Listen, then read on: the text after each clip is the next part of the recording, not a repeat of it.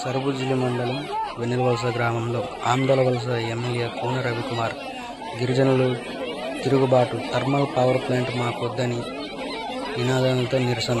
పెన్షన్ల పంపిణీకై వెళ్లిన ఎమ్మెల్యే వెనుకకు పొమ్మని నినాదాలు.